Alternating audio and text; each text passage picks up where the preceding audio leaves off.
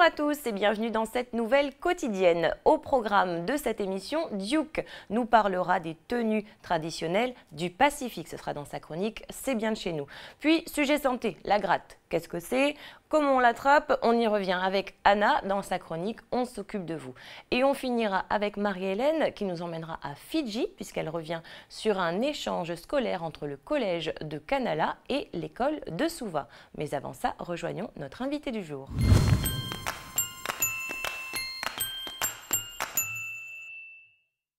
Et je reçois aujourd'hui Monsieur Raphaël Billet, qui est donc coordonnateur du projet Rescue à la CPS. Bonjour Monsieur Billet. Bonjour. Alors, pour commencer, avant de parler de ce projet Rescue, est-ce que vous pouvez nous donner un petit peu des indications sur le contexte, sur les problèmes environnementaux rencontrés justement dans la zone Pacifique? Alors, la zone Pacifique qui contient des écosystèmes de première importance au niveau mondial et évidemment au niveau régional et local pour les populations qui vivent dans le Pacifique, est aujourd'hui dans un état relativement satisfaisant, je dirais, en général. Mais ça n'empêche que de nombreux problèmes se posent, qu'on a coutume de classer en 5 grandes catégories. Une première nature de problème, c'est les espèces exotiques envahissantes. Donc ici, par exemple, en Nouvelle-Calédonie, on connaît bien le problème du cerf, qui a été introduit par l'homme. Donc c'est en ça que c'est une espèce exotique et qui envahit le territoire. On a aujourd'hui presque 400 000 cerfs en Nouvelle-Calédonie et qui a des impacts très forts, notamment sur les écosystèmes forestiers. Donc ça, c'est un exemple d'espèce exotique envahissante. On en a aussi dans le milieu marin, bien sûr. Autre problème, les pollutions. Alors là, il peut s'agir de pollution urbaine, de pollution liée aux déchets, de pollution d'origine agricole, mais aussi de pollution liée, par exemple, à la production de perles en Polynésie française. Ensuite, la destruction des habitats, ce qu'on appelle les habitats, donc les endroits où les espèces vivent, les mangroves, les récifs coralliens par exemple. Ce sont d'autres problèmes évidemment très significatifs puisque quand on détruit un habitat en entier, évidemment toutes les espèces qui vivent dedans en pâtissent également. Donc on a là déjà plusieurs problèmes très importants. Et puis vient par là-dessus se rajouter le problème aujourd'hui du changement climatique et de l'acidification des océans, qui sont des problèmes qui ne sont pas nouveaux. Ça fait déjà plusieurs décennies qu'on en parle, en particulier dans le Pacifique, mais pas seulement, mais qui viennent, je dirais, rendre encore plus importants et plus problématiques les enjeux environnementaux dont je viens de parler, puisque le changement climatique et l'acidification des océans viennent finalement frapper des écosystèmes et des sociétés qui sont fragilisés par ailleurs par d'autres types de problèmes. D'accord. Alors pour faire face justement à tout ce genre de problèmes environnementaux, la CPS propose donc une réponse, le projet Rescue. Est-ce que vous pouvez nous en parler s'il vous plaît? Alors la CPS propose de nombreuses réponses à ces enjeux-là, dont le projet Rescue, voilà, par courtoisie pour mes collègues, je préfère le préciser. Le projet Rescue, effectivement, qui vise à mettre en œuvre ce qu'on appelle la gestion intégrée des zones côtières, je vais y revenir dans un instant, pour augmenter la résilience des écosystèmes et des sociétés du Pacifique face au changement climatique. Donc la résilience, c'est-à-dire leur capacité finalement de ces écosystèmes et de ces sociétés à réagir face au changement climatique et à maintenir une dynamique qui soit désirable. Alors pourquoi on parle de gestion intégrée des zones côtières? C'est qu'il a été convenu au niveau international et dans le Pacifique qu'il y a un mode de gestion des zones côtières ou des îles. Quand on est sur des toutes petites îles, évidemment, la notion de zone côtière a moins de validité. Il y a un mode de gestion qui est souhaitable, c'est la gestion qu'on appelle intégrée, c'est-à-dire un mode de gestion par lequel on met de la cohérence entre les différents secteurs d'activité, on essaie de résoudre les conflits, ou en tout cas de les gérer, puisqu'il y a toujours des conflits entre agriculture et tourisme, entre tourisme et perliculture, etc. Et il y a évidemment des conflits aussi entre des objectifs de développement économique et des dynamiques de développement sectoriel très fortes et des objectifs de protection de l'environnement. Donc ça, c'est des situations qui sont normales, qui ne sont pas propres au Pacifique. Tous les pays du monde connaissent ce genre de conflits entre objectifs et entre secteurs d'activité, mais il faut les gérer. Et pour ça, donc, la gestion intégrée des zones côtières, c'est le mode de gestion qu'on propose et qui est basé notamment sur la mise en place d'arènes de concertation entre les acteurs qui permettent de résoudre un certain nombre de problèmes par la négociation, par la concertation, mais qui ne permettent pas de régler tous les problèmes. Et quand on n'arrive pas forcément à trouver des solutions négociées, la gestion intégrée des zones côtières est là aussi pour finalement assurer que des arbitrages politiques défavorable à certains acteurs et favorable à d'autres, puisse être rendu dans des conditions de démocratie et de légitimité qui soient satisfaisantes et qui assurent qu'ensuite les décisions sont mises en œuvre pour assurer le développement durable des territoires. D'accord. Donc là, le projet, il a commencé l'année dernière, en 2014. Quelles ont été les difficultés que vous avez rencontrées pour la mise en place de ce projet? Alors, effectivement, le projet a commencé début 2014. Alors, bon, on n'a pas rencontré de difficultés insurmontables, donc ça, c'est déjà la bonne nouvelle, c'est-à-dire que ça avance. Après, il y a forcément quelques difficultés. Une difficulté, bien sûr, c'est que les administrations, en particulier les administrations de l'environnement dans le Pacifique, sont généralement assez réduites en termes de ressources financières, de ressources humaines, de moyens d'agir sur le terrain. Et ça, c'est pas quelque chose qui est appelé à changer dans les mois ou dans les années qui viennent, c'est structurel. Donc c'est le contexte dans lequel il faut qu'on travaille, puisqu'on travaille évidemment toujours en partenariat, en tant que CPS, on est toujours en partenariat avec les gouvernements et les administrations des pays et territoires sur lesquels on intervient. Donc ça, c'est toujours une contrainte, mais vraiment, je dirais que ça fait partie du contexte et qu'on est là pour réussir à travailler dans ce contexte-là avec nos partenaires. Une autre difficulté, je dirais, c'est que le projet Rescue prend une approche assez innovante sur la gestion intégrée des zones côtières, en mettant l'accent sur la recherche de solutions de financement des activités de gestion qui soient à la fois pérennes dans le temps, donc des solutions de financement qui restent dans le temps, qui donnent de la visibilité aux acteurs locaux en termes financiers, au-delà du cycle du projet de 3 ou 4 ans ou au-delà de l'année budgétaire de l'administration. Donc ça, c'est ces mécanismes de financement-là qui viennent s'ajouter aux financements déjà disponibles. Évidemment, il ne s'agit pas de les remplacer. Ce sont des mécanismes qui restent assez innovants, que les acteurs dans le Pacifique ne connaissent pas encore très bien. On parle par exemple de paiement pour services écosystémiques, de compensation écologique, de fiscalité verte. C'est des champs qu'on est en train d'explorer, qu'il s'agit vraiment maintenant de faire vivre dans le Pacifique parce qu'il y a des vrais besoins et je pense que la plupart des acteurs maintenant en sont convaincus. Mais les expériences restent assez limitées, les compétences techniques aussi. Mais on est là pour que ça change et qu'on puisse mettre ces compétences, ces outils, cette boîte à outils économique et financière au service de la gestion intégrée des zones côtières. D'accord. Donc, pas de grandes difficultés insurmontables, un projet innovant. Quelle va être la suite des événements donc, parce que c'est un projet qui s'étale sur plusieurs années, qui commence, donc on l'a dit l'année dernière en 2014, et qui va continuer jusqu'à 2018, normalement, voilà. C'est ce qui est prévu. Exactement. Donc là, on est en plein dans la phase où on est en train de recruter, de contractualiser avec les intervenants sur le terrain, puisque dans chaque pays, le projet Rescue intervient en Nouvelle-Calédonie, en province Nord et province Sud, en Polynésie française, à Fidji et au Vanuatu. Et dans chaque pays, évidemment, ce n'est pas nous, à la CPS, qui allons intervenir directement sur le terrain. On n'en a pas les moyens et ce n'est pas notre métier, en l'occurrence. On va contractualiser ce qu'on appelle des opérateurs qui, eux, vont mettre en œuvre les actions très concrètes sur le terrain, qui vont vivre sur place pendant plusieurs années, qui y vivent souvent déjà d'ailleurs. Ça va être des associations, des bureaux d'études, des centres de recherche, des consultants, etc. Donc là, on est dans cette phase-là, qui est vraiment la phase où les choses deviennent concrètes, voilà, parce qu'on rentre en interaction avec les acteurs locaux et qu'on va bientôt commencer à pouvoir décaisser les moyens dont on dispose et commencer les activités très concrètes sur le terrain dans ces 4 pays et territoires du Pacifique, avec un enjeu très fort évidemment qui est de faire dialoguer davantage les territoires de l'outre-mer avec les pays indépendants du Pacifique, donc Fidji et Vanuatu d'un côté, la Polynésie et la Nouvelle-Calédonie de l'autre.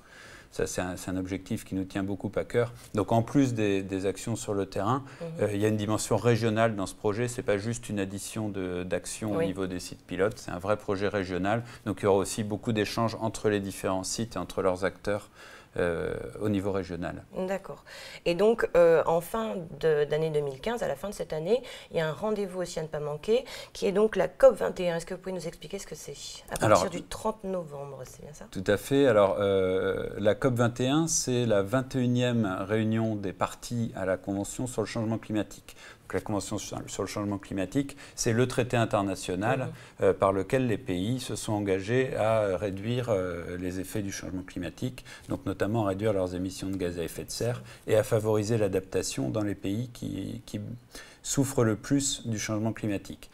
Donc ça va être un événement extrêmement important cette année parce que lors de cette COP21 qui se tiendra à Paris, donc à la fin de l'année, on doit atteindre un accord juridiquement contraignant qui inclut toutes les parties à cette convention, donc en gros tous les pays de la planète aujourd'hui à peu près, pour avoir vraiment des engagements de long terme sur le changement climatique. Et finalement, nous, ce qu'on propose avec un projet comme ça, c'est de tester. Avec le projet Rescue, on teste des solutions sur le terrain, des solutions d'adaptation face au changement climatique basées sur la protection des écosystèmes. Et finalement, on envoie un message dans cette conférence-là, où évidemment, nous, on ne va pas négocier nous-mêmes, hein, c'est les pays qui négocient, oui. Mais on envoie un message qui est, regardez, si effectivement les pays qui sont les plus vulnérables au changement climatique, qui en pâtissent le plus, reçoivent des financements à un niveau approprié, on peut faire des choses. On peut notamment protéger les écosystèmes pour aider les sociétés à s'adapter. On sait faire, mais ça coûte de l'argent et on peut un peu mieux chiffrer avec le genre de projet qu'on met en œuvre combien ça coûte et de combien d'argent le Pacifique a besoin pour s'adapter. Mais aussi, on peut dire, regardez les solutions dont on dispose dans un monde futur à plus 1,5 ou plus 2 degrés, elles peuvent être efficaces. En revanche, dans un monde à plus 4 ou plus 6 degrés, elles ne seront pas efficaces. Créer des aires marines protégées, par exemple, pour renforcer la résilience des écosystèmes marins face au changement climatique, dans un monde à 6 degrés, ça ne marchera pas. Ce sera complètement marginal, les bénéfices qu'on pourra en retirer. Donc là, il y a des messages très importants parce qu'il va falloir que les négociateurs jouent le jeu, alors ils vont jouer le jeu, mais il y a vraiment des questions de partage de gâteaux, de partage des contraintes, etc. C'est des dynamiques de négociation qui sont très, très complexes et difficiles, mais on n'a pas bien le choix aujourd'hui, en particulier dans le Pacifique, il faut arriver à un accord qui à la fois permette de réduire très fortement les émissions de gaz à effet de serre, à la fois pour le changement climatique et pour l'acidification, avec le dioxyde de carbone, et qui permettent des financements importants pour les pays qui sont très vulnérables face au changement climatique, dont beaucoup de territoires et de pays insulaires du Pacifique. Toujours les mêmes qui ramassent, évidemment. Mais c'est la fin de cet entretien. Je vous remercie d'avoir accepté cette invitation. Je vous laisse quand même un petit temps de parole. Si vous souhaitez donc vous adresser aux téléspectateurs calédoniens ou alors faire passer un message, je vous laisse le mot de la fin. Le message, c'est que la situation, je dirais, de l'environnement marin côtier dans le Pacifique, elle est à la fois très bonne et inquiétante par beaucoup d'aspects.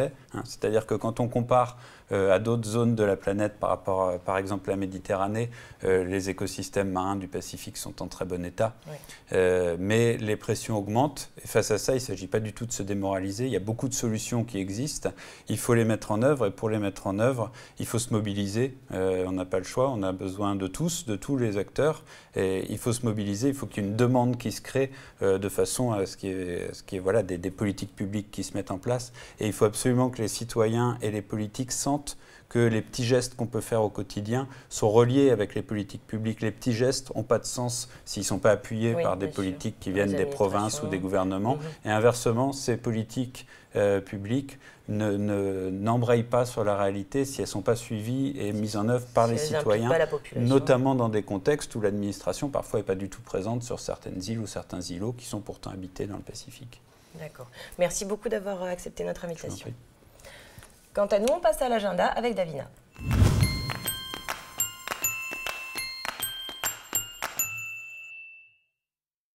Salut Davina. Salut Chloé et salut à tous. Donc aujourd'hui, je t'emmène direction Tahiti.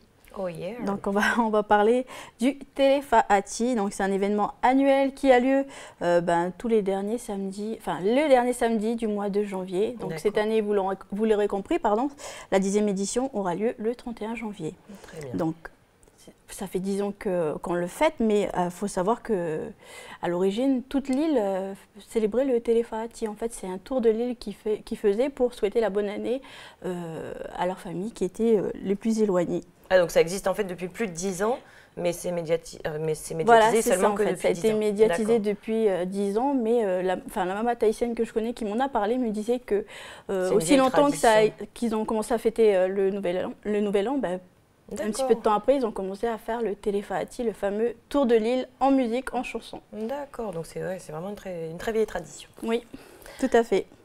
Alors, donc, qu'est-ce qui est proposé durant ce téléfatique? On explique donc aux téléspectateurs qu'est-ce que c'est en fait. Alors, il est proposé aux locaux comme aux touristes d'embarquer dans un truck pour 10 heures de folie, donc c'est pas rien. Pendant 10 heures, on va faire le tour de l'île, de la côte ouest vers la côte est, tout ça en musique, comme je vous le disais, en chanson, et comme le disent les Tahitiens, donc en bringue, quoi. Ils font la bringue dans le truck, ils font le tour de l'île en faisant la fête. Le comité organisateur, même, ils encouragent les gens qui viennent s'inscrire à venir avec leurs instruments. Donc si tu sais jouer de la guitare ou du uke, bah, tu viens avec ton instrument et puis tu aides un peu à mettre de l'ambiance dans le truck. Ah bah ça doit être super sympa. Alors par contre, 10 heures, ça me paraît quand même assez long, surtout s'il y a beaucoup de monde dans le truck. Oui, c'est vrai que ça a l'air assez quand même long, 10 heures, mais ils ont prévu quand même des arrêts, hein, je te rassure. Oui. Il y a des arrêts qui sont prévus notamment sur les sites culturels comme les 3 musées qu'il y a sur l'île ou encore le jardin botanique. Hein. Il est prévu également le midi de s'arrêter pour le traditionnel ma'a tahitien, donc le repas tahitien typique, quoi. Et puis, il est aussi proposé de se rafraîchir donc, du côté de la source de Vaima pour une petite baignade à tous les participants qui le souhaitent. Donc, Vaima, c'est sur la commune de Matayea. Et justement, à Vaima, là-bas, tu peux rencontrer un vieux monsieur qui a l'habitude d'appeler et de jouer avec les espèces de grosses anguilles qu'il y a dans ce trou d'eau. Mais il y en a beaucoup et elles sont énormes, tout simplement parce que les Tahitiens ne les mangent pas. Ils les assimilent à des... C'est symbolique. Voilà, c'est symbolique. C'est des représentations de vieux. Donc voilà, ils le respectent et puis ils ne les touchent pas. Donc voilà, c'est dans cette commune aussi que tu vas retrouver le musée Gauguin ou encore le jardin botanique. Ah oui, donc une belle promenade en perspective. On commence bien l'année à Tahiti, ça va. Alors ça donne envie quand même de partir en vacances. C'est clair. Revenons à nos moutons, pas de vacances pour nous, c'est fini. Hein. Et on revient donc à la partie classique de notre agenda. Qu'est-ce qui se passe au pays? Alors au pays, on va s'intéresser déjà aux différents avis de coupure de courant électrique. Ah oui, c'est moins fun. Pour demain et jeudi, c'est moins fun déjà. Donc justement pour demain, mercredi 21, de 8h30 à 15h30, il y aura une coupure de courant électrique sur Tuo. Alors plus précisément sur les régions de Pires et Wanache, côté bord de mer. Donc l'objet de cette interruption de courant, c'est l'entretien du réseau haute tension. Et la seconde coupure de courant concerne la commune de Saramea, donc l'ensemble de la commune, hein, de 8h à 14h pour aussi l'entretien du réseau haute tension. Et bien sûr, si les travaux sont finis avant, le courant sera rétabli aussi avant, mais il n'y aura pas d'autres préavis. D'accord, très bien. Donc ensuite, on va s'intéresser aux dates de permanence juridique et gratuite en province nord. Oui, c'est ça. Donc Julie Beroy, la juriste, tient ses permanences à partir donc de demain, mercredi 21 janvier, en après-midi de 13h à 17h. Elle sera au centre mère-enfant de Koumak.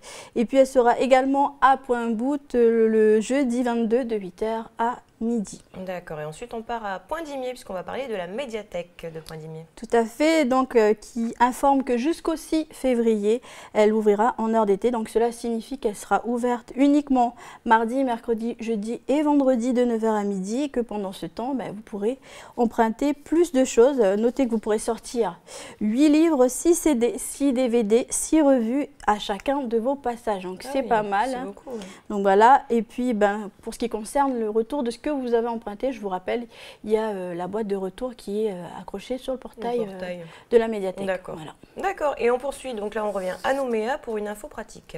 Oui, qui concerne donc l'association Valentin Aoui qui informe qu'elle a déménagé. Elle se trouve désormais au 28 rue Charleroi, donc dans les anciens locaux de la Dépasse. Le numéro de téléphone, lui, reste inchangé, hein, c'est toujours le 24 11 15, pardon. Et puis puisqu'on est à Nouméa, je voulais rappeler aussi que la galerie La Belle Image propose aux enfants de 12 à 17 ans de s'initier à la photo. Je vais y arriver, c'est dur aujourd'hui. On y croit. On y croit, voilà. Du lundi au vendredi de 8h à midi. Ces stages d'initiation ont pour but de les sensibiliser déjà et puis d'avoir un esprit critique sur ce qu'ils ont fait. D'accord. Donc voilà, pas mal. Donc si ça vous intéresse, un numéro de téléphone pour vous, le 26 46 00. Et puis voilà, ça continue pour la dernière semaine de janvier et la première semaine de février. D'accord, merci beaucoup Davina, on te retrouve demain. Merci à toi et au revoir tout le monde. Et on retrouve Duke pour le C'est bien de chez nous.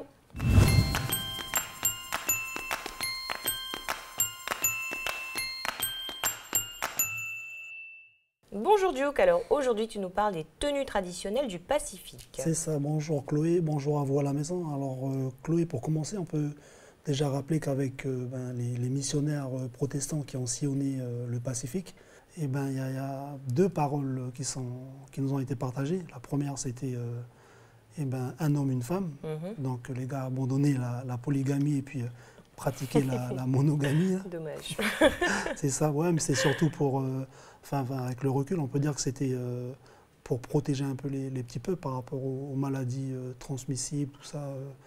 Déjà avec les premiers Européens qui sont arrivés à l'époque, il y avait la grippe et tout, du coup, beaucoup de maladies qui étaient transmissibles sexuellement, tout ça, du coup, voilà, c'est une façon aussi de nous protéger aussi, la monogamie. Ah bon, d'accord.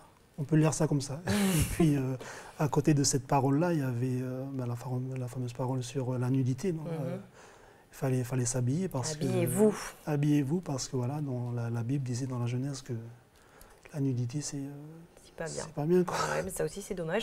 C'est ça. Et puis, voilà, avec ces premiers missionnaires, avec ces premiers Européens, est arrivé le tissu et puis la fameuse robe Victoria qu'on connaît bien ici. Avant ça, tu sais comme moi que nos vieux, nos vieux vivaient tout nus. Et puis après, pour s'habiller, il y avait le bagayou, pour l'étui pénien pour les hommes. Et puis par la suite, les jupes en fibre végétale, même si ça, on pense que c'est arrivé... un peu après l'arrivée des premiers missionnaires, des premiers religieux et tout. D'accord. Dans la Bible, tu en parles, c'est vrai que dès qu'on pense aux premiers habits, on pense à Adam et Ève qui étaient nus en fait et qui cachaient donc cette nudité quand même avec la fameuse feuille de vigne ou feuille de figuier pour d'autres versions de la Genèse. C'est ça, Chloé. Alors, Chloé, avec ces religieux-là, la religion, en fait, on peut dire qu'elle a vraiment imprimé cette image péjorative un peu de la nudité dans la tête de nos vieux. Oui. Mais aujourd'hui, on se rend compte que les derniers peuples à s'être convertis au christianisme ou à avoir adopté un peu toutes ces pratiques chrétiennes, on se rend compte que c'est nous les derniers peuples qui respectons aujourd'hui le plus ces directives par rapport à la nudité.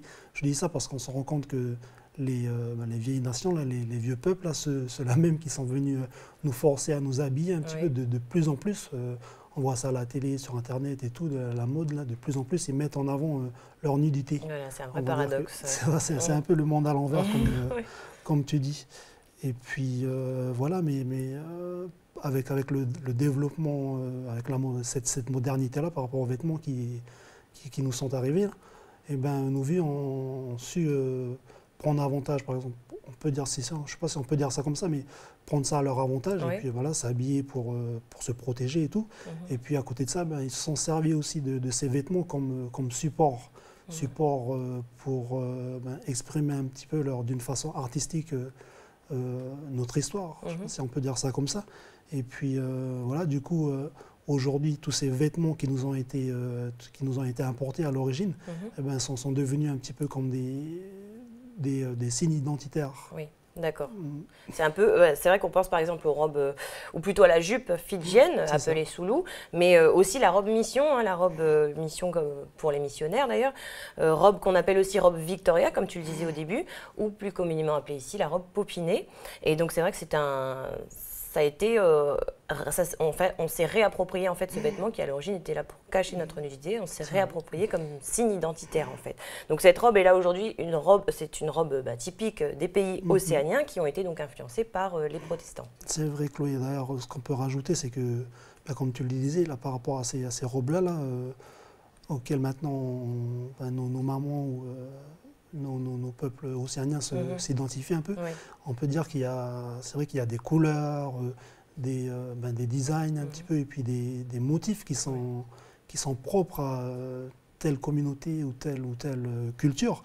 Et ce qu'on peut dire aussi, c'est que à côté de toutes ces robes ou ces vêtements là qu'on a pu citer un petit peu au début, là, il y a aussi les robes de la communauté wallisienne et futunienne qui sortent un petit peu du lot, voilà, les robes dites traditionnelles. Et puis ça tombe bien parce que le reportage d'aujourd'hui, là, il porte, en fait, c'est une de nos collègues, Elena, qui a rencontré pour nous une maman qui partage un peu sa passion aux nouvelles générations. Et sa passion, elle, c'est de la peinture sur tissu. Oui. Et puis voilà, elle dessine, enfin plutôt elle peint, elle reproduit des motifs dits traditionnels sur des robes. Et puis à côté de ça, elle fait, à côté de la peinture, elle fait aussi de la broderie. Je ne vais pas t'en dire plus, Chloé, je vais plutôt te proposer avec nos chers téléspectateurs qu'on regarde ensemble ce petit reportage signé Elena. D'abord les gants, il faut se protéger les mains. Non, maman, je vais m'habiller, mais je ne vais pas mettre la télé, hein. Avec du noir. Voilà. Là, ici, ça c'est noir. J'ai mon pinceau rouge qui est là. Dès que je suis venue au monde, l'artisanat était dans mes mains. Je crois que je suis aînée dedans de ma maman et de mon papa aussi, parce que tout vient de mon papa qui est foutounien, ma maman qui est wallisienne, et qu'elle a beaucoup travaillé le côté artisanat foutounien de mon papa. Voilà, un peu de blanc, que je vais mettre sur du noir. Voilà, oh, voilà. J'estime que c'est très beau l'artisanat, que ça soit de l'artisanat de chez moi, de n'importe quel artisanat, parce que j'ai découvert à travers mon travail qu'il y a d'autres artisanats de tout pays, de tout mélange ethnique, que je trouve ça beau, que je voudrais promouvoir à mes enfants, déjà avant tout à mes enfants. C'est lent parce qu'il faut d'abord tapoter, sécher et après mettre le motif. Voilà, celui-là, je vais tapoter. Voilà. C'est parti. Il faut laisser sécher, après vous reprenez.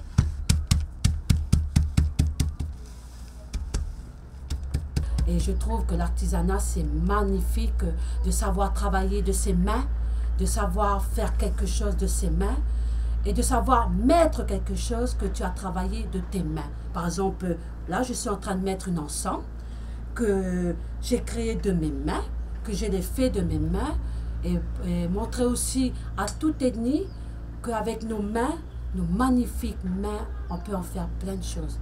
Que ça soit sur du tissu, sur des perles, sur des fils, sur même des fils, vous voyez les fils de pêche, avec ça on peut faire plein de choses.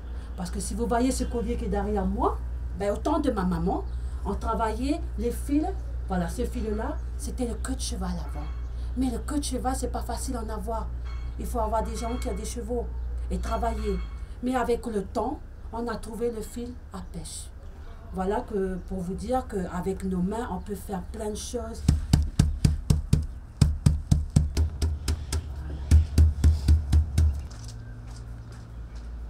Là, c'est sécher ce côté tapoté. Là, ça va être plus rapide parce que c'est dessus carrément. Allez, c'est parti. Il m'arrive de penser à quelque chose ou de voir quelque chose. Et tout de suite, il faut que je le dessine. Et il y a aussi ce côté aussi, que j'aime bien, ce côté mélange, que ce soit moi, la Polynésie ou un peu de la Grande Terre. Mais il faut que je crée, il faut que tout de suite j'ai ce pouvoir de dessiner. Moi, mon but, c'est de dessiner cette chose qui me vient aussi. Puis il y a aussi mes enfants qui viennent jouer dedans aussi. Il y a ce côté jeune, la jeunesse. Quand je crée quelque chose, par exemple un motif, mais vient dire « Maman, il faut que tu rajoutes un peu comme ça. » Ah oui, c'est vrai, parce qu'il ne faut pas que je pense à moi. Il y a aussi la jeunesse qui vient derrière. Et grâce aussi à mes filles, alors je crois que cette inspiration vient aussi de mes filles. Et quelque part, le mélange de mes filles et de ma mère qui vient toujours à travers eux, parce que je peux dire que si j'en ai arrivé là, cette inspiration, je le dois à maman.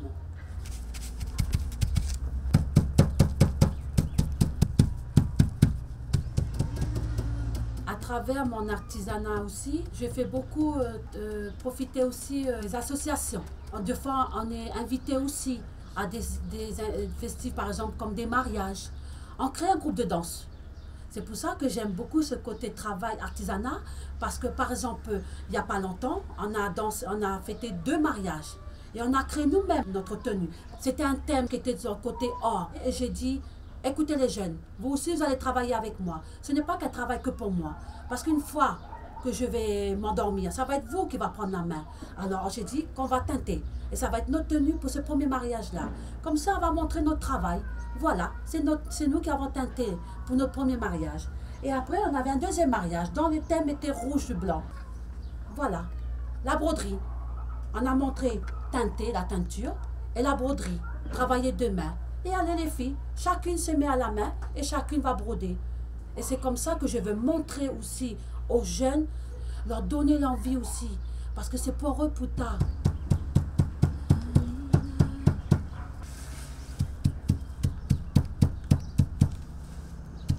Pour tous ceux qui sont intéressés, je suis ouvert à partager. Pour toute personne qui veut me montrer leur savoir-faire, et moi je veux leur montrer mon savoir-faire, parce que ce que je fais, je ne veux pas garder pour moi.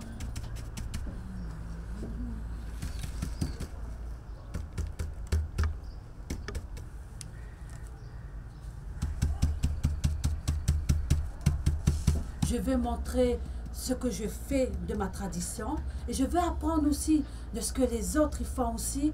Et c'est comme ça quand on dit le partage des citoyens. Et je veux qu'on forme dans ce pays un partage de toutes nos cultures, parce que ça, je trouve très beau de savoir donner et de savoir aussi que ton voisin peut te donner aussi.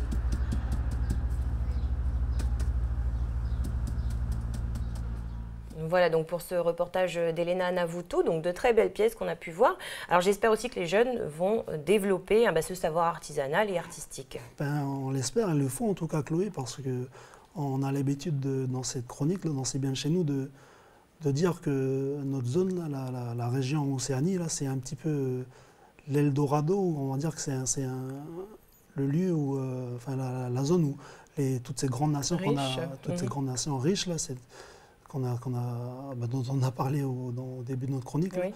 Elles viennent, c'est là où elles vont venir puiser un petit peu leurs ressources, non seulement les ressources dont elles auront besoin économiquement, mais aussi les ressources culturelles et artistiques.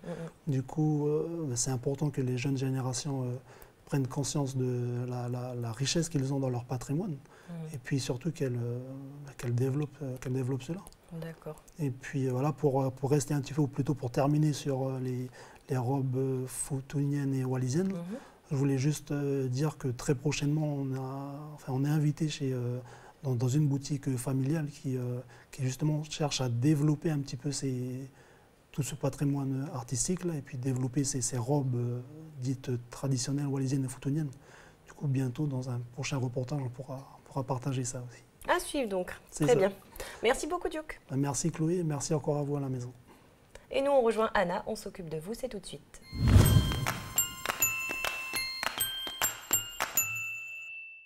Bonjour Anna, alors nous commençons cette semaine spéciale Pacifique en parlant de la gratte, de son petit nom scientifique, la ciguatera.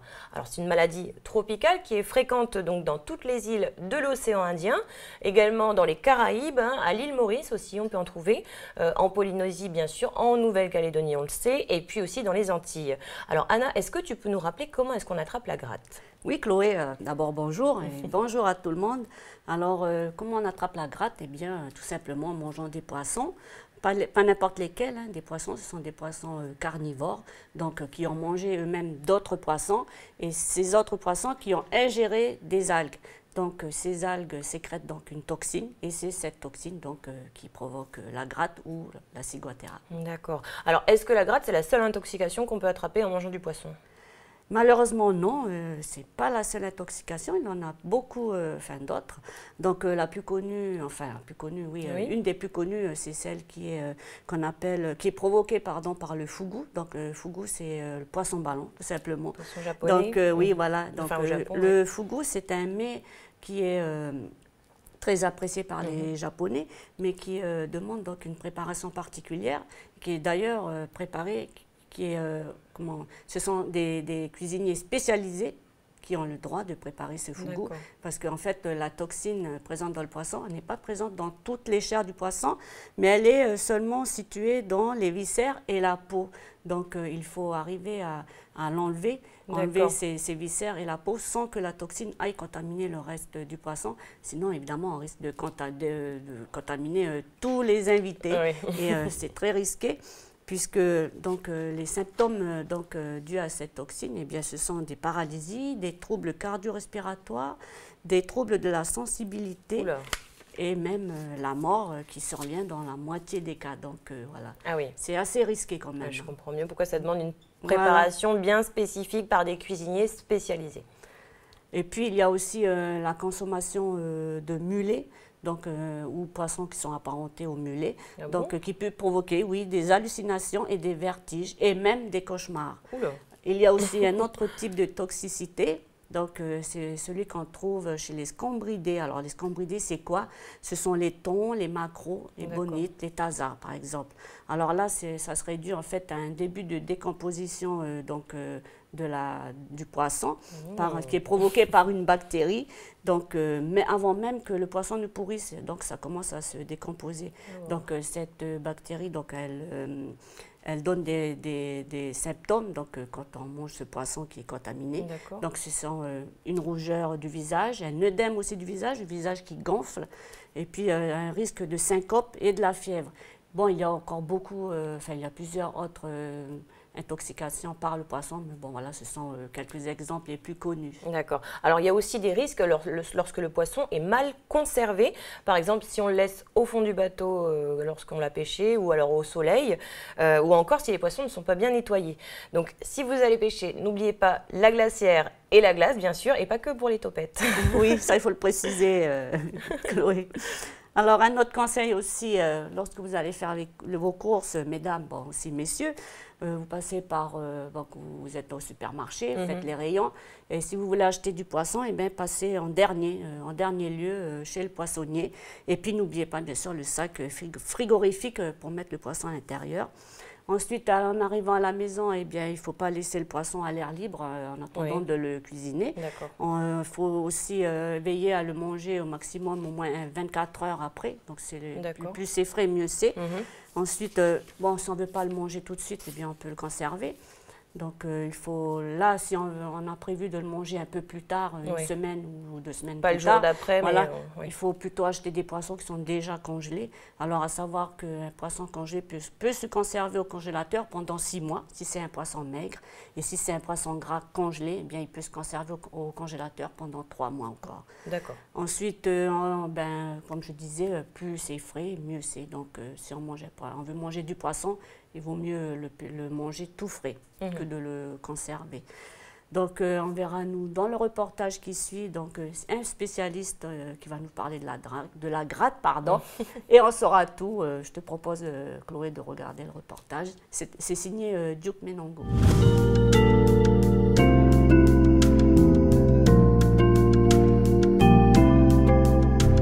La gratte, aussi appelée ciguatera, en fait, c'est une intoxication alimentaire due à l'ingestion de poissons contaminés par des toxines. Et ces toxines, en fait, sont des micro-algues qui se développent sur des massifs coralliens abîmés ou morts. Donc la gratte, je vais vous raconter un peu l'anecdote qui m'est arrivée. Je suis calédonien, je suis allé à la pêche avec des gens de Pointe-du-Mier, avec des gens d'ici qui connaissent le poisson. Donc on est allé dans le lagon, on a fait un coup de pêche, on est rentré à la maison et on a fait le tri de notre pêche, on était 3. Et par respect, voilà, parce que je suis quelqu'un de très respectueux, j'ai dit à la personne la plus âgée qui était venue à la pêche avec nous de choisir le poisson qu'il voulait. Donc il a pris tout ce qui était friture, l'autre copain a pris un peu de friture. Et moi, comme j'étais tout seul, je me suis dit, je vais garder la loche-curry pour moi. Loche-curry que tout le monde mange, que tout le monde a toujours mangé. Et je suis parti à la maison avec la loche-curry. Ça, c'était sur les coups de midi, à Pointe-du-Mier. Et je devais me rendre à Ouégoua chez de la famille aux alentours de 18h. Donc, entre midi et 18h à la maison sur Pointe-du-Mier, j'ai fait bouillir la tête de la loche. Et j'ai fait bouillir pour la décortiquer, pour me dire, je vais la mettre en barquette. Et quand je reviendrai, je ferai avec ça, des gratins de poisson. Et tout en dépiotant la tête, là, j'avalais quelques morceaux, parce que gourmand, voilà, bon vivant. Et j'avais un chien en bas de la maison, c'était un pitbull, un beau chien, bien portant. Et je me suis dit, avant de partir, je vais mélanger le jus de la tête là, que j'ai fait bouillir et quelques morceaux qui étaient là, que je n'avais pas le temps de finir de dépioter. J'ai mis le jus et de la mie de pain dans la même gamelle et j'ai déposé ça à mon chien. Et entre-temps, je suis allé au village pour faire des courses pour aller sur Ouégoua. Et quand je suis revenu à la maison, le chien était couché et il bavait. Et je me suis dit, tiens, ben, il a dû avaler une cochonnerie ou je ne sais pas. Et je suis repassé, le chien bavait, mais comme c'était un chien costaud, un pitbull, je me suis dit, bon, ben, je ne m'inquiète pas, de toute façon, il a mangé, il a eu sa gamelle, je pars sur Wegua. Les signes de la maladie apparaissent en général de quelques minutes à quelques heures après l'ingestion du poisson contaminé, donc souvent plutôt de l'ordre de 2 à 6 heures après l'ingestion, ça peut aller jusqu'à 12 heures. Et il y a plusieurs signes donc, qui sont plus ou moins intenses en fonction de la dose de toxine ingérée. Donc il y a des signes plus généraux comme de la fatigue, des maux de tête, des douleurs un peu au niveau des articulations, des muscles, enfin les gens ont mal un peu partout. Il y a aussi pratiquement toujours des signes digestifs, donc des nausées, vomissements, diarrhée, maux de ventre. Il y a des signes neurologiques, donc avec ce qu'on appelle des paresthésies, c'est-à-dire des troubles de la sensibilité ou des démangeaisons, d'où le nom de la maladie, avec souvent des inversions au niveau de la sensibilité, au niveau de la chaleur. Souvent, les gens, quand ils touchent de l'eau froide, ils ont comme des brûlures, des décharges électriques au niveau de la peau. Et également des signes cardiovasculaires avec des chutes de tension et du rythme cardiaque qui baisse très, très bas. Je me suis mis à avoir froid, à trembler, à me gratter entre les jointures et à ne pas contrôler mon envie d'aller aux toilettes. Que j'arrêtais couramment, souvent même le chauffeur. Je n'avais pas le temps de descendre de la voiture, que je me faisais dessus carrément du liquide. Et ça, jusqu'à Wegua, à trembler, à ne plus pouvoir parler. Et la collègue là, me disait, mais si tu veux, on s'arrête à l'hôpital de Comarque. J'ai dit, non, j'ai dû attraper froid ou je ne sais pas, voilà, toujours dur au mal. Et on a continué jusqu'à l'habitation de la personne où je devais me rendre, qui habite sur Wegua, du côté de Yévé. Et on devait arriver pour manger le soir. Et j'ai dit à la jeune fille, j'ai dit, écoute, tu vas aller voir ton papa et tu vas lui dire que je ne vais pas manger avec eux ce soir parce que ben, j'arrivais plus à parler, ça tremblotait et je devenais sourd. Et je tremblais quoi. Et ils m'ont dit, ben, écoute, on va aller prévenir papa, mais toi tu vas t'installer dans la maison et puis on va aller prévenir papa.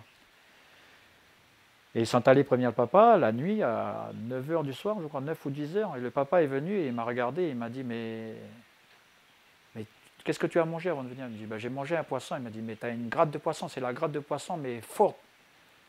C'est même pas une intoxication, c'est carrément la gratte, mais violente. Et il m'a dit, je reviens. Et il est parti, donc je suis resté couché là avec ces tremblements, la langue vraiment gonflée, je ne pouvais plus parler. Donc pour la gratte, on n'a pas de traitement, c'est vraiment un traitement purement symptomatique en fonction des signes cliniques. Par contre, effectivement, dans les traitements locaux, il y a une plante qu'on peut utiliser, c'est la plante de faux tabac, qui, elle, diminuerait les signes de la gratte et même diminuerait un peu la dose de toxines. Et ils sont revenus voilà, avec 2 bouteilles de jus que j'ai bu vraiment sans regarder. Il m'a dit, écoute, il faut que tu vides ces 2 bouteilles, au moins une ce soir. Donc c'était chaud, un peu comme une tisane, là. Et j'ai bu cette tisane. Et dans la nuit, jusqu'au lendemain matin, tout est revenu normal, je ne tremblais plus, j'étais pas en forme, mais ça allait beaucoup mieux. Et le papa, là, il m'a dit, bon ben écoute, il est midi, tu vas venir parce qu'il faut que tu manges un peu. Et chose que je ne fais jamais d'habitude, j'ai dit, oui, mais qu'est-ce qu'on va manger? Et il m'a dit, du poisson. J'ai dit, ah non. Non, si c'est la gratte là que j'ai eue, je ne mange plus de poisson. Il m'a dit, maintenant, là, tu peux manger du poisson. Jusqu'à l'heure où je vous parle aujourd'hui, je n'ai jamais pu rattraper la gratte. Mais voilà, est-ce que quelque part dans la nature, on dit chez nous qu'il ne faut pas donner les remèdes des vieux, je ne le donnerai pas, puisque moi-même, je ne sais même pas ce qu'il y avait dans cette bouteille. Et bien, jusqu'à aujourd'hui, je n'ai jamais pu rattraper la gratte. Il y a moins de risques effectivement avec les poissons pélagiques, c'est-à-dire les thons, les maïmaïs, les marlins, les espadons. Et il y a plus de risques par contre avec les poissons comme les loches, les becs de canne, le thazard. Il y a plus de risques avec ces poissons. Si on peut donner un conseil aux gens, c'est d'éviter de manger les gros et les vieux poissons, mais également quand un poisson est gratteux, toute la chair est gratteuse, mais particulièrement le foie et la tête, donc éviter de manger ces parties-là qui concentrent plus la toxine. Les poissons les plus atteints par la gratte, c'est la carangue, la loche, le thazard, le bossu, le bec de canne notamment. Mais tous les autres poissons peuvent également être touchés, mais en général dans une moins grande proportion. Alors de la gratte, il y en a toute l'année, mais avec beaucoup plus de cas dans la période chaude, c'est-à-dire de novembre à février. Par contre, on n'a pas de chiffres exacts. Ce n'est pas une maladie à déclaration obligatoire, c'est une maladie qui doit être signalée. Et il y avait une étude dans les années 90-2000 où les médecins déclaraient beaucoup plus cette maladie. Et là, suivant les années, on avait jusqu'à une centaine de cas par an. Et après, c'est diminué tout doucement. Et là, actuellement, on a de 10 à 15 cas par an, mais ce n'est pas fiable parce que c'est largement sous-estimé.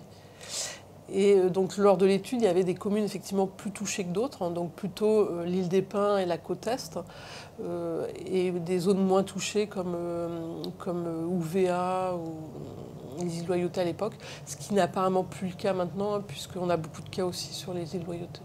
Voilà, donc on en sait un peu plus sur la gratte, donc soyons vigilants, surtout qu'ici on aime beaucoup manger du poisson. Hein. Oui, c'est vrai, mais ici on a des petites astuces. On utilise la médecine traditionnelle, on va dire, pour se soigner, puisqu'on soigne la gratte avec une plante qui s'appelle le faux tabac. Oui. Donc, il faut savoir aussi que des chercheurs ont confirmé scientifiquement l'efficacité du faux tabac contre la gratte. Donc, voilà une bonne nouvelle. Alors, les analyses moléculaires ont révélé que la molécule active contenue dans les extraits de cette plante donc, correspond à l'acide rosmarinique, qui est bien connu pour ses activités donc antivirales, antibactériennes, antioxydantes, anti-inflammatoires, donc une plante très riche. Ensuite, l'acide rosmarinique qui traite non seulement les symptômes, mais aussi les causes de la gratte. Oui, d'ailleurs, l'IRD a d'ailleurs déposé un brevet pour développer à partir de sa structure chimique initiale des dérivés qui présentent donc un pouvoir détoxicant renforcé. Donc c'est une aventure scientifique passionnante qui allie donc la médecine traditionnelle et la médecine moderne. Merci beaucoup Anna pour toutes ces infos, on te retrouve jeudi. À jeudi Chloé. Quant à nous, on continue de se régaler puisqu'on passe au fin bon, c'est tout de suite.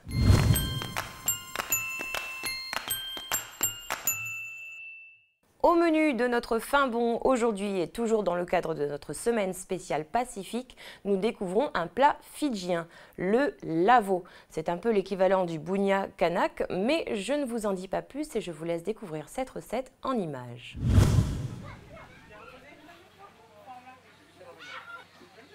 My name is Roy Ravana. I come all the way from Fiji, from Ravuni Island, Kandavu.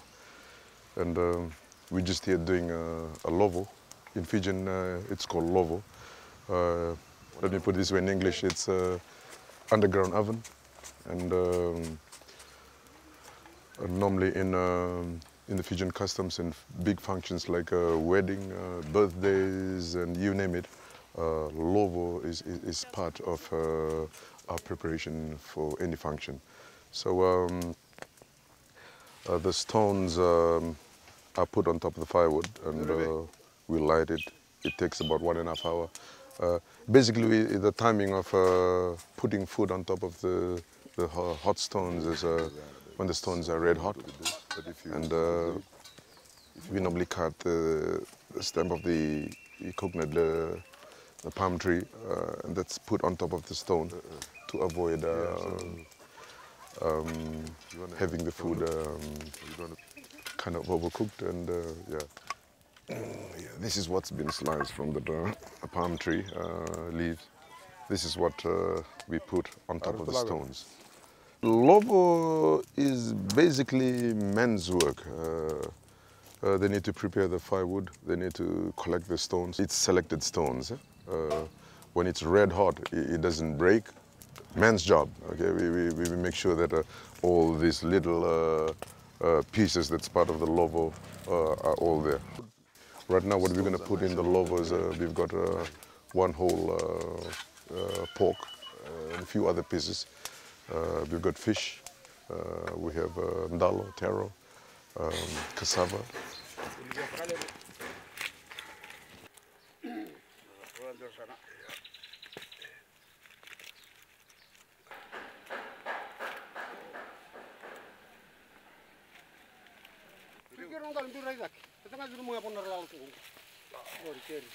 So that's basically what we do. And after that, then it's covered. We'll just basically use the leaves and cover the lovo. And it should take about 1 to 1.5 hours for the food to be fully cooked. What we can see here is we have covered the lovo, or the underground oven. And now we're just putting a bit of soil around this lovo pit. just to make sure that there is no heat seeping out of the lovo. I think the key thing is to contain the heat, so the heat does not, smoke does not escape. Yeah, so this will be ready in an hour's time after we've just buried it. So it's very tasty. It's different from food cooked in oven. It's got totally a different taste because the pork, it's wrapped in the coconut leaves and banana leaves. It gives a bit of a flavor to the food. The ladies normally prepare the food after the lovo's been dug.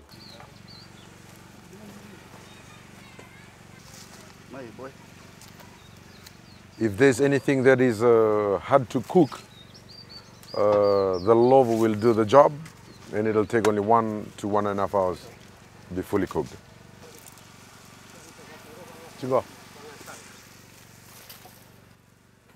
There you go.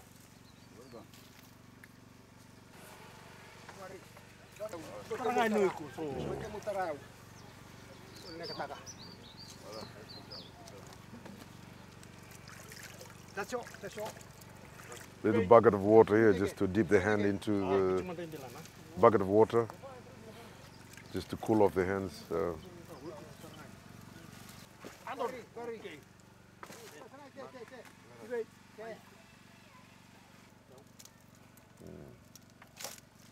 You could even use a butter knife.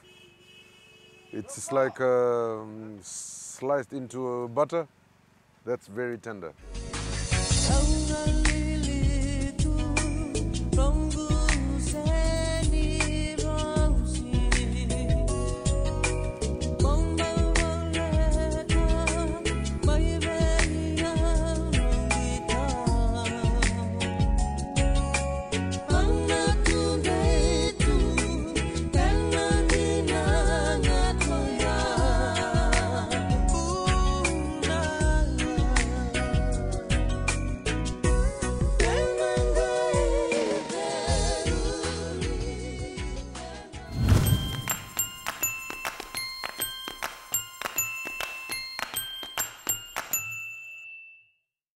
Aujourd'hui, nous allons suivre le périple des élèves du collège de Kanala partis à Fidji en 2013.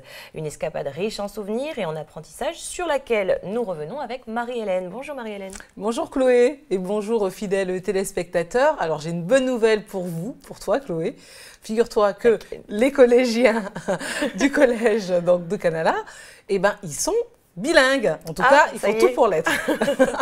Très bien, c'est une bonne nouvelle ça. Comment ils ont fait ? Oui, écoute, tu te demandes forcément, oui, voilà. Comment ils ont fait ? Pourquoi ? Oui, figure-toi qu'il existe depuis plusieurs années, en fait, un partenariat, si tu veux, avec des établissements donc, de Fidji et donc un collège à Auckland, pour permettre, si tu veux, l'organisation de séjours linguistiques. Donc voilà, une année, les jeunes partent du côté de Fidji, et puis l'année suivante, ils partent à Auckland. D'accord. Alors, lorsque tu parles d'échanges scolaires internationaux, donc il s'agit de séjours linguistiques à l'étranger. Eh bien oui, c'est exactement ça. On parle souvent, effectivement, on emploie souvent ce terme-là d'échange scolaire international.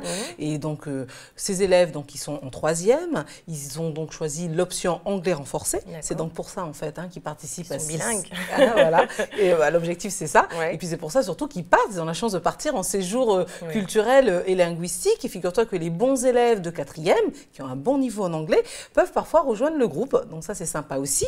Et donc, une fois que le petit groupe est constitué, et ben voilà, ils partent soit à Fidji ou à Auckland, comme je te le disais.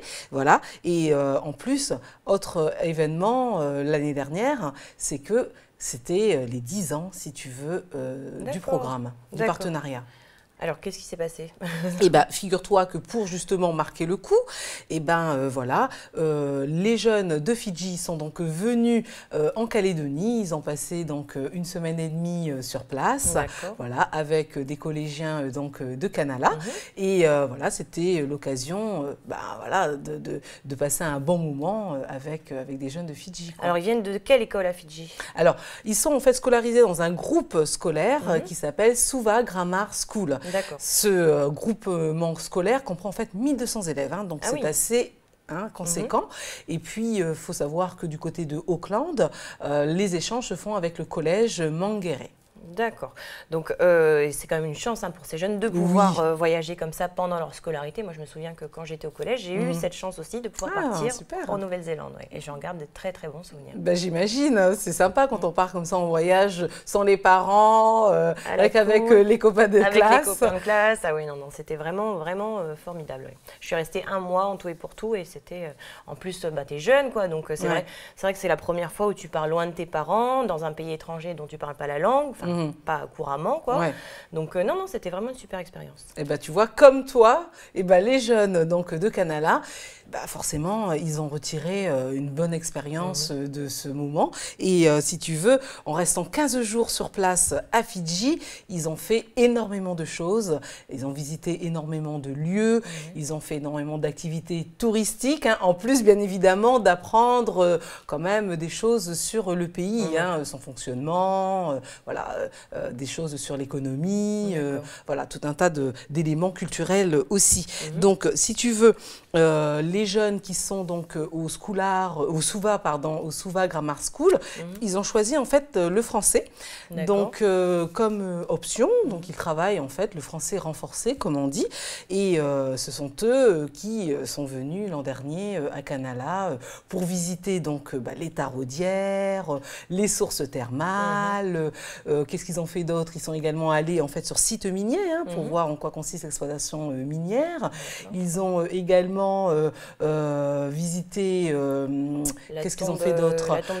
Ils sont allés donc effectivement sur la tombe d'Eloa Machoro. Ils sont allés donc à Nouméa, au centre culturel Chibaou, au niveau donc ils ont pu poser d'ailleurs devant la statue donc de Jean-Marie Chibaou. Donc tu vois, il y avait quand même pas mal d'activités également pour eux. Ah oui, non, c'est vraiment enrichissant. Moi, je te dis, je me rappelle mon séjour en Nouvelle-Zélande, donc un séjour linguistique qui m'a quand même bien aidé déjà pour l'anglais, pour la langue. Et puis bon, c'est un séjour culturel, donc tu en apprends aussi sur la culture du pays, d'autant que tu es immergé. Moi, je me souviens, on était en famille d'accueil, donc j'étais vraiment non-stop avec ma correspondante et sa famille. Donc on apprend ce qu'ils mangent, parce qu'on ne mange pas la même chose le matin, le midi, le soir. Leurs habitudes, en fait, elles m'emmenaient un petit peu partout, d'autant plus que la maman, elle était maori, donc j'en ai appris un peu plus aussi sur la culture maori. C'était vraiment très enrichissant. Ah ça, je veux bien te croire. Et c'est vrai que, voilà, comme toi, ces jeunes, ils ont également pu découvrir les habitudes de vie des Fidjiens. Voilà, ils ont pu également participer à des scènes de vie, si tu veux, qui sont un petit peu particulières pour nous, comme le marchandage, par exemple, dans les commerces. Voilà, voilà, on n'est pas habitué à ça, c'est vrai. Pas courant, ça se fait pas du tout, même. De marchander, c'est pas très... Ça dépend des qui, mais non. Ah bon? T'as déjà essayé? Oui. D'accord, ok. Il faut essayer, il faut aller au culot. Oui, mais bon, c'est pas toujours... Mais c'est vrai que c'est pas courant, c'est pas quelque chose qui est dans notre culture. Exactement, c'est pas courant. Et en plus de ça, ils ont pu forcément voir un petit peu comment tout ça se passait dans un pays du Pacifique, mais qui est quand même différent culturellement parlant. Ils ont pu forcément, comme tu disais tout à l'heure, faire du shopping, donc voir aussi comment les jeunes là-bas s'habillent. Et puis, ils ont bien évidemment découvert les habitats, l'alimentation. Apparemment, ils ont bien apprécié aussi les petits plats fidjiens. Ah oui. Et puis, ils ont pu également, bien évidemment, découvrir aussi le système éducatif qui est différent du nôtre. Pratiquer l'anglais, forcément, c'est quand même l'objectif, n'oublions pas. Principal. Voilà, donc pratiquer, voir où ils en étaient aussi au niveau de leurs connaissances. Et puis, montrer surtout, Chloé, un truc qui est important et que tu as dû vivre aussi, c'est la faculté d'adaptation. Dans un environnement qui nous est inconnu. Exactement, voilà. Tu n'as pas le choix. Puis c'est une chance quand même pour un enfant de pouvoir voyager, comme on le disait, dans le cadre scolaire, avec ses camarades. D'ailleurs, j'ai l'impression qu'il y a de plus en plus de séjours linguistiques qui s'organisent, de plus en plus d'établissements qui mettent ça en place. On sait pourquoi? Moi, je pense effectivement qu'aujourd'hui, la dynamique pédagogique, c'est aussi de favoriser des sorties pour que les jeunes, justement, poursuivent leur apprentissage en tant tant qu'individu et en tant qu'être social. Donc, si tu veux, tous ces... Exactement. Donc, tous ces moments-là, en fait, vont leur permettre d'être ensemble, bien évidemment, mais surtout d'être avec des personnes qui sont différentes d'eux. Donc, forcément, ils vont échanger, ils vont peut-être se découvrir aussi des similitudes, leur façon de percevoir les choses, de voir la vie, tout simplement. Lorsqu'on est ado, on apprécie quand même de discuter sur des sujets un petit peu particuliers. Et puis, c'est aussi l'occasion pour ces jeunes de faire des activités aussi ensemble et puis de s'entraider, puisque, n'oublions pas, il y a quand même la barrière de la langue. Donc, tu es obligé de faire l'effort pour aller à la rencontre de l'autre et pour que le message passe. Et alors, justement, les élèves, qu'est-ce qu'ils en ont pensé de ce séjour à Fidji? Eh bien, écoute, ils étaient ravis, tu t'en doutes bien. Voilà, le séjour leur a laissé vraiment des souvenirs indélébiles. Ils ne voulaient plus rentrer. Voilà, donc c'est pour te dire. Oui, c'est vrai, c'est souvent comme ça quand on est ailleurs et qu'on a vraiment découvert un univers un peu magique, on va dire. Pour certains, ils prenaient l'avion pour la première fois. Donc, ça a été le baptême de l'air. Et bien oui, t'imagines, c'est exceptionnel, c'est quelque chose que tu n'oublies pas. Ensuite, si tu veux, une fois arrivés sur place, ils ont fait du tourisme. Ils ont fait une croisière, tu vois, dans les îles qui sont juste à côté de l'île principale. Oui, ils ont été accueillis à l'hôtel. Donc, tu vois, ils ont aussi découvert ce que c'est que d'être hébergés à l'hôtel. Donc, ça, c'était intéressant aussi. Ensuite, ils ont pris le bus, ils sont allés donc à Suva, rejoindre donc leur correspondant du côté donc du Suva Grammar School. Là-bas, ils ont été accueillis par, bien évidemment, le proviseur, mais aussi l'ambassadeur de Fidji, l'ambassadeur de France pour Fidji. Donc, t'imagines, ils étaient un petit peu dans tous leurs états. D'ailleurs, moi, je ne vais pas en dire plus, on va un petit peu revoir à travers des témoignages ce qu'ils ont retiré de cette expérience-là, grâce à Aurélie Chiron, à Noël Ribourou, pardon Nono d'écorcher ton nom de famille, et puis grâce à Prosper aussi Poigou, c'est de suite.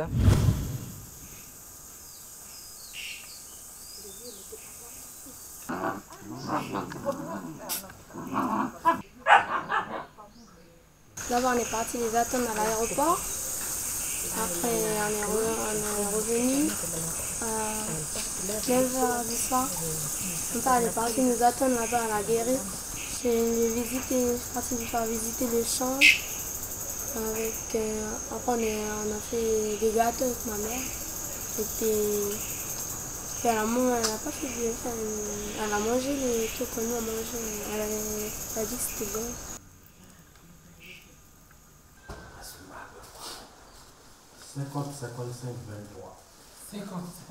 L'arrivée de mes deux correspondants, on est parti les chercher en bas au car. C'est arrivé le soir, on est monté. Je les ai présentés aux parents. Mais le premier jour, c'était un peu timide. Après c'était bon après. Comme ils parlent pas trop le français. Puis moi, je parle pas trop l'anglais aussi. C'est qu'on a échangé avec les signes. Je leur ai appris des mots en langue. Puis avec des mots en français. On est parti visiter la mine. Il y avait un groupe qui est parti à la mine, visiter la mine. Puis la cascade de Mire. Puis les taraudières. Elle comprend seulement le français, puis si elle parle un peu. Puis comme elle me parle en anglais, puis moi je lui réponds en français, c'est qu'on communique comme ça. J'ai progressé en anglais, j'ai pas progressé, mais c'est plus mieux. C'est quand on parle en bas dans la classe, on a honte, mais quand on parle avec quelqu'un qui connaît vraiment parler anglais, mais c'est plus mieux.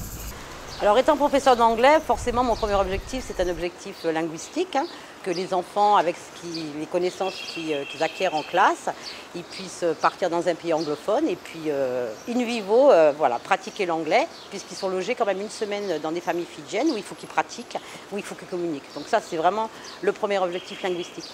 Le second qui me paraît aussi important pour les enfants de Kanala, c'est vraiment un objectif social, un objectif d'ouverture sur l'autre, d'ouverture sur le monde, même si on n'est qu'à Fidji. Les jeunes de Kanala, mes élèves de 3e, ils ont toujours peur, ils n'ont pas forcément confiance en eux. Et je pense que ça leur fait... Ils vivent un petit peu entre eux. Et je pense que ça leur fait beaucoup de bien d'aller rencontrer des adolescents de cultures différentes, de langues différentes, dans un pays différent et qui finalement leur ressemblent. Et ils se rendent compte qu'un adolescent, c'est un adolescent, il n'est pas content des règlements de ses parents, ils écoutent la même musique, ils jouent avec leur téléphone portable. Et voilà, ça je trouve que ça leur apporte beaucoup de confiance en eux. Et je pense que c'est un atout pour leur avenir de lycéen et puis leur avenir d'adulte, hein, voilà, cette ouverture sur l'autre. Et puis forcément, il y a toute la connaissance, la découverte culturelle d'un pays mélanésien aussi et d'un pays indépendant. Donc sur le plan politique, c'est aussi extrêmement intéressant pour ces adolescents. Ces élèves qui participent au voyage, aux échanges, voyages d'appareillement, ce sont des voyages qui ont été préparés depuis la 4e. Ils font de l'anglais renforcé, de l'anglais plus, on appelle au collège. Ils commencent en 4e, ils continuent en 3e. Et puis pour boucler le projet, et bien, entre guillemets, la petite cerise sur le gâteau, une année en Nouvelle-Zélande, une année à Fidji. J'espère que je ne vais pas perdre de points et que je vais aller cette année en septembre pour aller la rejoindre à Fidji. Alors mes élèves, comme les élèves de Suva et leurs accompagnateurs, ont trouvé que le séjour à Canala était bien trop court. Et donc il y avait des larmes au moment du départ, après 5 jours. Donc voilà, les enfants ont tissé beaucoup de liens d'amitié avec leurs correspondants, avec les familles. Donc voilà, sur le plan humain, c'est forcément très positif. Et puis maintenant, avec les réseaux sociaux, ils sont tous sur Facebook, ils se donnent des nouvelles. Et donc, mes élèves retrouveront leurs correspondants fidjiens l'année prochaine, au mois de septembre, pour un nouveau séjour de 15 jours à Suva Grammar School et à Fidji. Voilà, donc une bien belle aventure pour ces élèves. Hein, comme on dit, les voyages forment la jeunesse. C'est clair, d'autant plus que, voilà, grâce à ces séjours-là, on apprend voilà, à être tolérant, on apprend également à respecter les différences, forcément, puis accepter l'autre comme il est, tout simplement. Hein.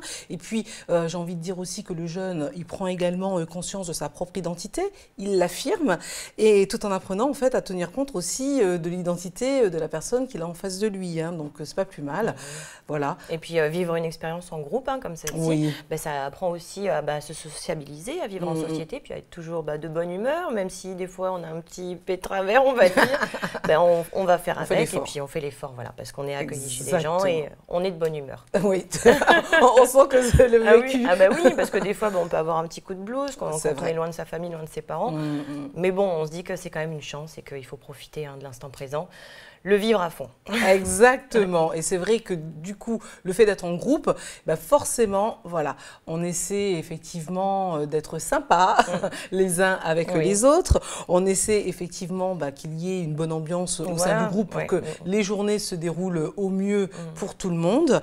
Et puis, en même temps, forcément, on privilégie, si tu veux, voilà, la bonne communication, comme tu disais, forcément la bonne humeur. Et puis aussi le lien tout simplement chaleureux avec les personnes qu'on rencontre autour de soi. Parce que même si on n'est pas bien, c'est pas non plus une raison pour faire la tête, et pour pas être réceptif en tout cas à l'échange. Alors pour que tout se passe bien en voyage, le jeune doit donc faire preuve de bonne humeur, on l'a dit, être curieux, être enthousiaste et puis s'adapter aux situations comme on le disait aussi. Oui, c'est vrai. Et puis tu sais, dans les moments justement de blues, comme tu l'as si bien dit, qu'on a un petit peu le mal du voyage, il faut savoir que l'accompagnateur et puis la prof d'anglais qui les accompagner. D'ailleurs, Isabelle Paya est à l'initiative de toutes ces sorties pédagogiques voilà, qu'elle chapeaute depuis plusieurs années maintenant.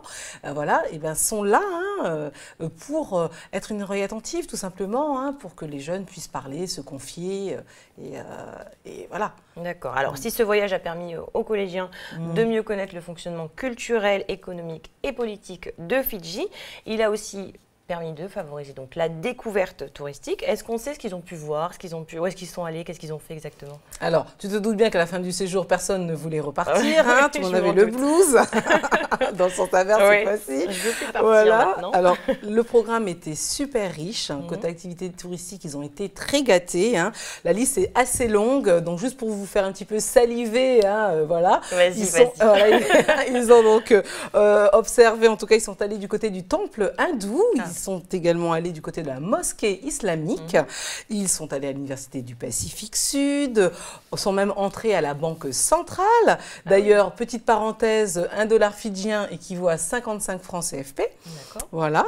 Ils sont allés à la plage, parce que tu te doutes bien qu'il y a des plages magnifiques à Fidji, hein, sont réputées pour ça. Voilà. Donc, farniente sur la plage. Les cascades aussi, ils sont dû aller à la rivière. Ils sont allés à la rivière, oui, ils sont baignés dans une cascade. Ils ont également découvert ce qu'est une dune, parce qu'ils ont fait une randonnée, si tu veux, à un endroit où il y a énormément de dunes. Donc, ils ont dû gravir les dunes. Voilà. C'était compliqué, parce que marcher dans le sable, on sait que c'est pas toujours évident. Ensuite, ils ont rencontré les iguanes. Ils ont découvert aussi les champs de canne à sucre. Figure-toi, il y a pas mal de champs de canne à sucre là-bas. Ils produisent même du sucre et un alcool fort qu'on connaît, le rhum. Ils sont allés du côté du centre aussi culturel de Pacific Harbour pour y découvrir justement ce qu'est le four fidjien. Ils ont assisté à des danses. Ils ont aussi assisté à des marches sur le feu qui nous rappellent d'ailleurs les Polynésiens. Et puis assisté aussi à une cérémonie de kava, découvert aussi le quotidien. Ouais, tout à fait, ouais. Il y a le kava là-bas aussi. Ils ont également découvert le quotidien, si tu veux, d'avant la colonisation. Donc, très intéressant aussi de voir la façon de vivre à l'époque. Traditionnelle, tout à fait. Et puis, ils ont fait une virée en taxi boat. Ça, c'est... Ouais, je trouve que c'est un petit peu le clou du voyage. Ah oui, un voyage en taxi boat pour rejoindre en fait des villageois qui vivent à un endroit où il n'y a pas de route. Donc, leur seul mode de déplacement est donc le bateau. D'accord. Et donc, ils sont passés à un endroit culte pour, on va dire, les cinéphiles, puisque, voilà, le film Anaconda a été filmé là-bas. Et donc, ils sont passés à l'endroit où il y a eu des scènes qui ont été filmées. Donc, frisson garanti. Exactement, tout à fait. Et puis, quoi d'autre encore? Ils ont fait une petite croisière aussi sur les îles. Donc, voilà, pour quelques exemples. Ah ouais, bon, d'énormes moments, ils ont dû en garder des vraiment très bons souvenirs. Des belles photos. Ça rapproche aussi entre eux de passer tous ces moments, de partager ces moments ensemble. Donc j'imagine que au retour, en fait, ensuite à l'école, les rapports entre les élèves, les parents, les professeurs devaient être différents suite à ces échanges scolaires. Oh bah oui, hein, c'est clair, ça crée du lien. Ça crée du lien. Tout le monde, effectivement, en retire quelque chose de bénéfique, en tout cas de positif. Il faut savoir aussi que les parents, en fait, dont les élèves sont inscrits en anglais renforcé, accueillent les jeunes qui viennent d'ailleurs, les jeunes néo-zélandais, les jeunes fidjiens. Donc là aussi, il y a une entraide qui se crée entre les familles, on se sent aussi, je veux dire, intégrés et puis en quelque sorte aussi impliqués dans l'organisation de la vie à l'école. Donc c'est important. Oui, alors en général, on retient toujours quelques mots dans la langue du pays qu'on a visité. Est-ce que tu aurais quelques mots à nous apprendre, non pas en anglais, mais en fidjien? Oui, alors, pour dire bonjour, je sais que tu connais le mot. Ah oui, oui. Donc, il s'agit de boula. Voilà. Moi, j'aurais prononcé avec le M, mais apparemment, on ne prononce pas le M. Boula, pour dire bonjour. Donc, ensuite, pour dire merci beaucoup, on dit vinaka, vakalez-vous. Ouais, c'est dur là. Vinaka, vakalez-vous, donc merci beaucoup. Ensuite, pour dire pardon, on dit chulo. Voilà. Et puis pour dire au revoir, c'est Mosé. D'accord, ben vinaka, vakalez-vous, Marie-Hélène et Mosé. Mosé aussi, Chloé. Mosé à vous aussi, chers téléspectateurs. À bientôt. C'est la fin de cette émission. Merci à tous de nous avoir suivis. On se retrouve dès demain.